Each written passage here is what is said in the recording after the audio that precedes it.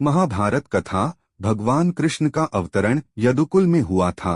कुरुवंश और यदुवंश से जुड़ी इस श्रृंखला में आज सुनते हैं यदुवंश की शुरुआत के बारे में और भगवान श्री कृष्ण के जन्म के बारे में। यदु को उसके पिता ययाति ने श्राप दिया था कि वह कभी राजा नहीं बन सकता। वह दक्षिण की ओर आज के मथुरा शहर चला आया और नागा जनजाति में विवाह कर लिया। उस जनजाति में राजा नहीं होते थे, एक परिषद शासन चलाती थी। यदु उस शासक परिषद में शामिल होकर उसका मुखिया बन गया। उसके बच्चों से अलग अलग वंश परंपराएं निकली, जैसे अंधक, भोजक और वृष्णि, जो साथ मिलकर यादवों के नाम से मशहूर हुई। कुछ पीढ़ियों के बाद यदुवंश में वासुदेव का जन्म हुआ। उनकी दो पत्नियां देवकी और रोहिणी थीं। देवकी का एक सौतेला भाई था, कंस, जो जबरन बनाए गए संबंध यानी बलात्कार से पैदा हुआ था। उन दिनों हर कहीं यह परंपरा थी कि चाहे बच्चे का जन्म किसी भी तरह हुआ हो, वह अपनी मां के वंश का एक वैध हिस्सा बन जाता था। मगर यादवों ने कंस को नहीं अपनाया और उसे अवैध संतान कहकर दुत्कार दिया। वह एक महान योद्धा था। फिर भी उन्होंने उसे शासक परिषद में शामिल करने से इनकार कर दिया क्योंकि वह बहुत दुष्ट और असभ्य था। कंस ने पूरब के एक महान राजा जरासंध से दोस्ती कर ली। जरासंध के समर्थन के कारण बहुत से लोग कंस के साथ हो गए। यादव वंश में पहली बार ऐसा हुआ था कि किसी ने बुजुर्गों की परिषद को खारिज करके खुद को राजा घोषित कर दिया था।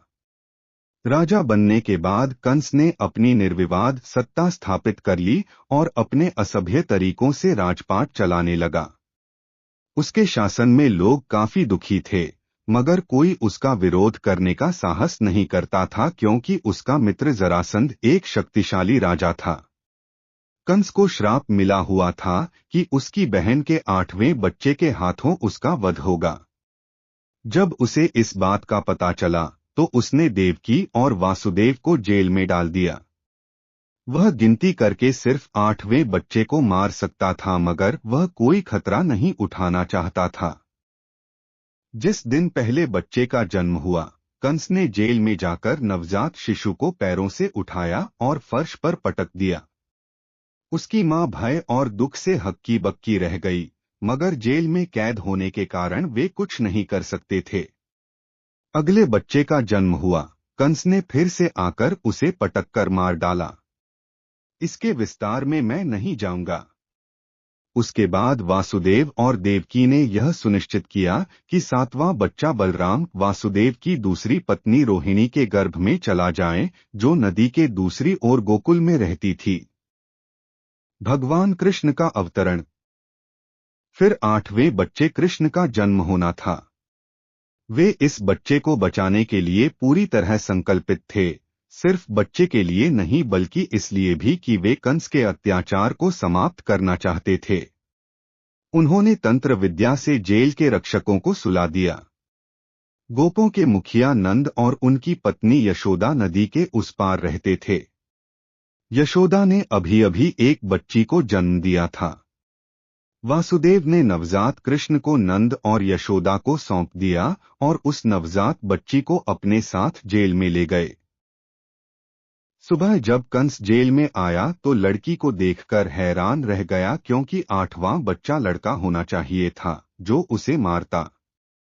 मगर फिर भी कंस अपने जीवन पर कोई खतरा नहीं चाहता था। कौन जाने लड़की कब लड़के में बदल जाए। वह उसे उठाने ही वाला था कि देवकी ने उससे प्रार्थना की, देखो यह तो एक लड़की है, यह तुम्हें नहीं मार सकती। इसकी शादी हो जाएगी और यह अपने घर चली जाएगी। कृपया इसका जीवन बख्श दो। कंस ने कहा, ऐसा हरगिज नहीं हो सकता। मैं कोई खतरा क्यों मोल लूं। वह लड़की को उठाकर उसे पटकने ही वाला था, मगर वह नीचे नहीं गिरी। उस बच्ची ने एक अलग रूप ले लिया और कहा, तुम्हें मारने वाला अब भी जीवित है। वह मैं नहीं हूं। आतंकित कंस इधर उधर देखने लगा, वह बच्चा कहाँ है। जब उसे बच्चा नहीं मिला तो वह बोला, इस इलाके में पैदा होने वाले 3 महीने तक की उम्र के सभी बच्चों को मार डालो। उसके सिपाहियों को इस उम्र तक के जितने शिशु मिले उन सब को उन्होंने मार डाला, मगर फिर भी कृष्ण बच गए और बड़े होते रहे।